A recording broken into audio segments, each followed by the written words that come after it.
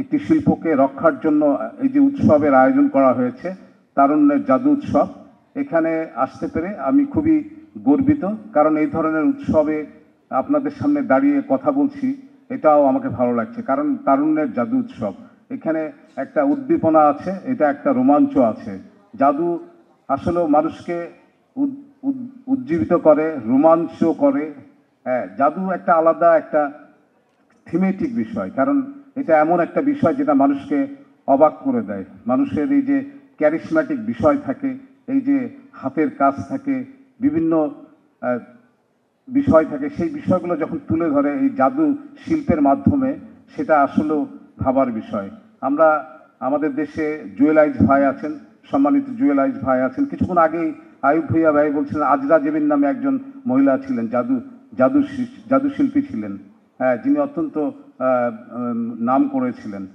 তো এই ধরনের উৎসব এই শিল্পকলা একাডেমিতে হচ্ছে, এবং এই যে শাহানশাহ ভাই যে আয়োজন করেছেন, এই জন্য আমরা খুবই গর্বিত। এটিএন বাংলা মিডিয়া পার্টনার হিসাবে আছে।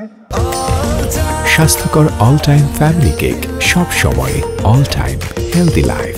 আমরা এই ধরনের উদ্যোগের সাথে থাকতে চাই, কারণ আমাদের দেশটা একটা তারুণ্য নির্ভর দেশ। এখন তরুণরাই হলো এদেশে সবচেয়ে বড় চালিকা শক্তি। কারণ আমাদের দেশে এত তরুণ আছে, আমার মনে হয় 3 কোটি তরুণ আছে বাংলাদেশে, যারা আগামীর ভবিষ্যৎ। আমাদের এই দেশটাকে এগিয়ে নিয়ে যাবে, একটা জাদুর মাধ্যমে এগিয়ে নিয়ে যেতে হবে। কারণ এটা একটা জাস্ট এক্সাম্পল বলছি, কারণ এমন একটা দেশ যে দেশে সব কিছু আছে, কিন্তু এই দেশটাকে ভালোবাসতে হবে। কিভাবে ভালোবাসতে হবে? প্রাণ দিয়ে ভালোবাসতে হবে। কারণ কোনো কিছু অ্যাচিভ করতে হলে ভালোবাসা দিতে হয়, এবং সেই ভালোবাসাটা জাদুর মতো একটা ভালোবাসা থাকতে হবে। সেই ভালোবাসায় একটা গভীরতা থাকতে হবে, ডেপথ থাকতে হবে। কিভাবে এই দেশটাকে এগিয়ে নিয়ে যাওয়া যায়, এবং এভরিথিং ইজ পসিবল। কারণ তারুণ্যই পারে যে কোনো অসম্ভবকে জয় করতে।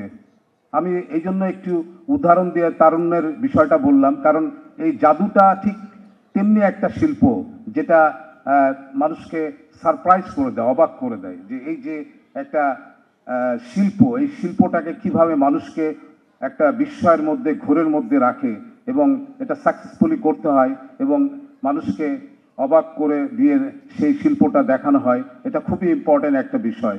তো এই শিল্পটা সারা দেশে দরকার আছে। আমাদের দেশে তরুণরা আজকে দেশটাকে এগিয়ে নিয়ে যেতে হবে। আমাদের দেশের তরুণরাই সবচেয়ে বড় অংশ আছে।